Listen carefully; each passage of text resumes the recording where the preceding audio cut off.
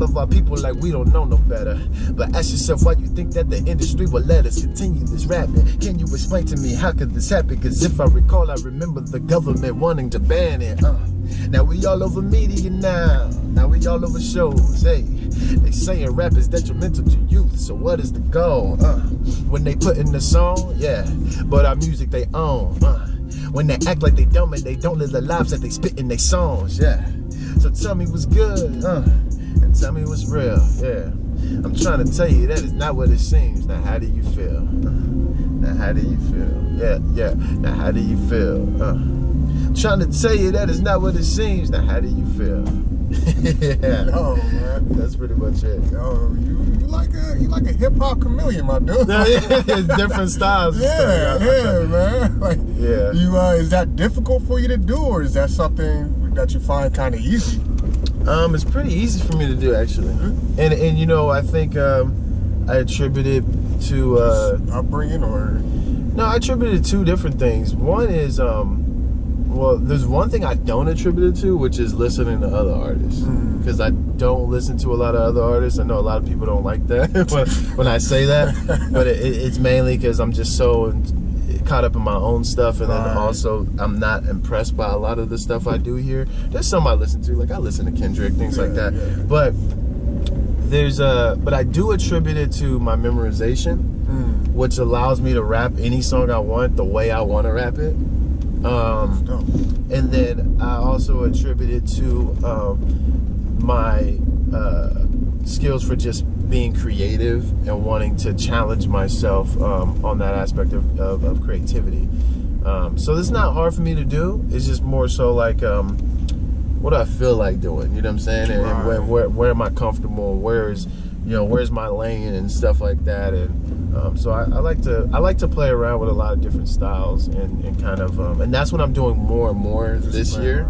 It's kind of playing around with a lot of different styles. You run the dope spot over at I don't know if you want me to say where it's at. In Pomona? Yeah. You run the dope spot over in Pomona. Yeah.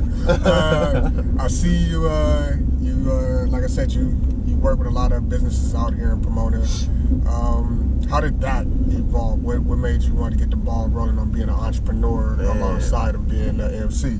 Man, so what happened was the band in 2008 got started, right? But then where we're at now, this is like the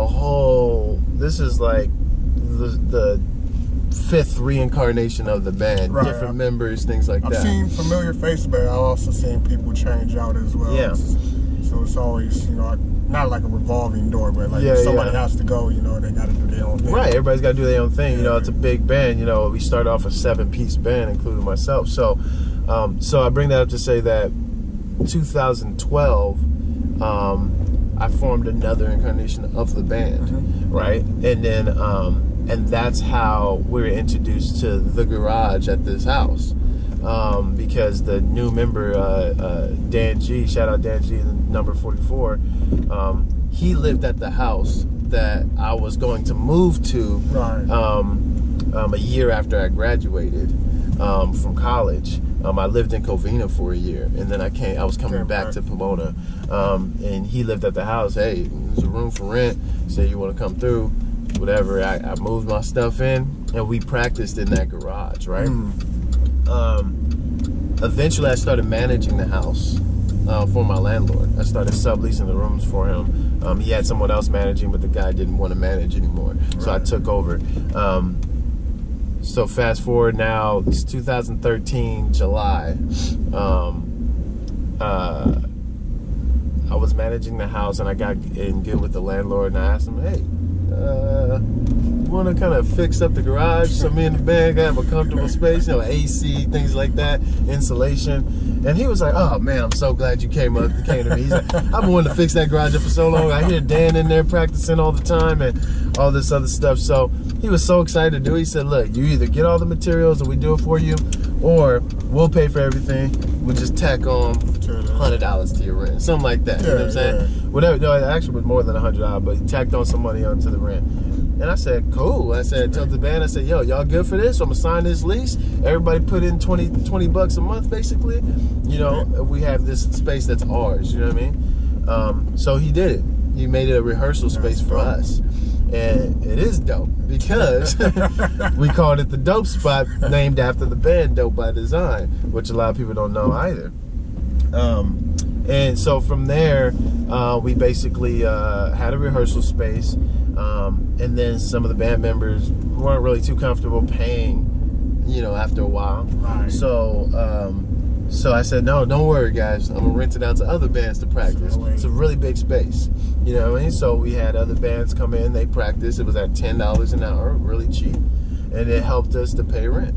And then some of the bands started asking us if we could record them. And then we were like, we don't have recording equipment, man. It's just a rehearsal space. Like, you know what I'm saying? And then bands kept asking us to record them. So eventually we got together and was like, yo, we got your recording equipment. They need it. The people need it. You know so you think this is where like your street smarts that your dad had you develop came into play at, where it's like that hustle mentality to you know, like get the rehearsal space, then turn it into a recording space, you know, just... I guess, you know, I think it did play a part in it. But the biggest thing about me is that I'm a problem solver. So people come to me with their problems all the time, and I don't have all the answers. But what I do have is I have like that intuition to kind of like say, okay, well, here are your options. Well, what's the problem? Okay, well, these are the only options. So no need to worry about this over here because we can't control that. You know what I'm saying? That's like, so we need to worry about this and what we can control. This over here, that's the scary shit. You see what I'm saying? That's shit that's where Mufasa said not to go. You know what I'm saying? Well, so this well lit area right here, bro. That's where we're gonna work. That's what we can work in. So for me, problem solving comes easy to me because I've always lived by the mantra, there is always a way. There is always a way. We might not see it, we may not know where to look, but there's always a way. You know what I'm saying? So anyways, that's where that came from. Fast forward, so I don't take up too much time on this, but we basically got recording equipment. We started recording bands. It all started with bands. And then we started hosting open mic there. And then when we started hosting open mics, we started getting a lot of hip-hop artists, which I think just came from the fact that I'm a hip-hop artist and just word of mouth or something. And it just blew up from there. Now we're a full-service, you know, recording, rehearsal, and event studio. We also do podcast radio there and things like that. So, is there any other? Because I mean, I'm not from Pomona, so I can't really verify, but I'm not sure if there's any other studio like that in this area. You know, I've heard of one or two possible other studios, but they're not I guess you would say full service like ours is. They're more so in somebody's house, and they're offering their space, and they do recordings and stuff, but not a rehearsal space, and not an event space. They just have like their own spot, like in their room or the garage. But yeah, we're the only ones like in Pomona, especially at the level we are with the foundation that we have, to have a whole separate building and a whole space dedicated to just that recording area. That's cool. Yeah. There's some other places like in the area, like Ontario, different places like that. But out here, you know, in I guess within like a 20-mile radius. I think you guys are like the only spot really that like says that's full service. Exactly. That's cool. Let's jump into this third song. What's the name of this one? Oh man, so I'm hoping I've remembered everything thus far. This one is one I was having a little trouble memorizing, but we're gonna see. This is the one where everybody's gonna be pointing out like, I thought you remember all of his lyrics. I know, exactly. This is the one. This is also one of those challenge songs where I had to put it out quickly. So I actually haven't performed it before or nothing like that, but it's a really cool track, and I actually did it for you too because it's called Player One, and there's like 20 some like game references in it. That's dope. So if anybody can figure out the game references, maybe you could do a little competition in the comment section. You know what I'm saying? If they can get all the video game references and stuff. So definitely. Yeah. All right, we try to. I think I can do it though. Let's see if I can get it. I found this 8-bit beat, and I was like, oh, this is gonna be tight. And I've always wanted to do a track like that too. Yeah. All right, let me see if I'm ready. Yeah. Yeah.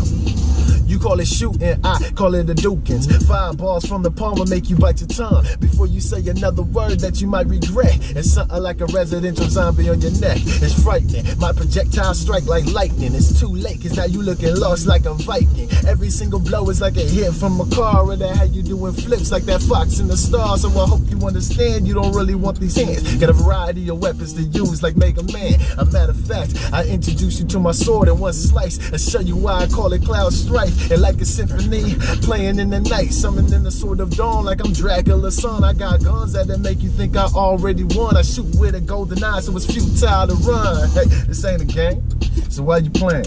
I'm on a whole nother level like Super Saiyans. So think again if you think you can win, dude. There's nothing to a boss, that's why I hope that I offend you. This ain't a game, why you playing? I'm on a whole nother level like Super Saiyans. So think again if you think you can win, dude. There's nothing to a boss, that's why I hope that I offend you. I elevate every time I'm spitting on these beats, firing every verse with every breath like Dorseam. And even though I ain't the strongest like a Muay Thai fighter, I had you running for your life like I threw you a tiger. Couldn't handle all these moves like these hands I'm handing. You couldn't dodge all these obstacles like Crash Bandicoot. Your fatality is coming like this combat is mortal. This is water, but I still got time to dance like Eddie Gordo. Running circles around you, making it better to clown you. It's near, cause now I'm playing with your fear. Cause this is Silent Hill, there's nothing for me to kill you off with no second thoughts or feelings, and that's real. I hope you know where you are, cause I'm perfect in the dark when I aim from afar like Metal Gear on my arm. So marvel at the beam from the rocket on my shoulder, cause I'm the iron of a man and you dance, so game over. This ain't a game, so why you playing? I'm on a whole nother level like Super Saiyans. So think again if you think you can win, dude. There's nothing to a boss, that's why I hope that I offend you. Yeah. I messed up at one point where I pretty much got the whole thing in there. Right, if you didn't say nothing, I would have noticed, man. Yo, that's dope, man. Like the gamer in me is super proud of that song. Yeah, man. It's a pretty crazy track, bro. Yeah, man. Yeah, I really like that track. Like, man, yo, it's been real dope here, sitting here interviewing you today. Where can everybody reach you at, get in contact with you if they want to go to the studio, if they want to just get you out to a show or something? Yeah, definitely look up Lyrically Twisted. You can really look me up on Google. You'll find me on any social site, Instagram, things like that. You can type in Lyrically Twisted, or you can type in LT the Rapper, Instagram.com/LT the Rapper. Twitter, same thing. I don't really use Twitter that much. Facebook, Lyrically Twisted. What else? You can also look up Dope by Design. We have music on Spotify, things like that, iTunes and all that.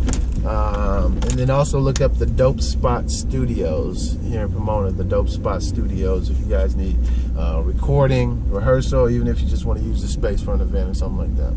That's what's up, man. And yo, thank you again for letting us interview you today. Anybody can, or whoever can name the most games that he referenced in that last song, we will give you a high five virtually on YouTube. That's what I'm saying. But yeah, like, comment, subscribe if you guys want more of this. This is Lyrically Twisted, aka Stokes. That's what I know him as. That's what I'm always gonna call him. So yeah. Shout out to Bill too, my boy Courtney Lindsay. Shout out, man. That's what's up, man.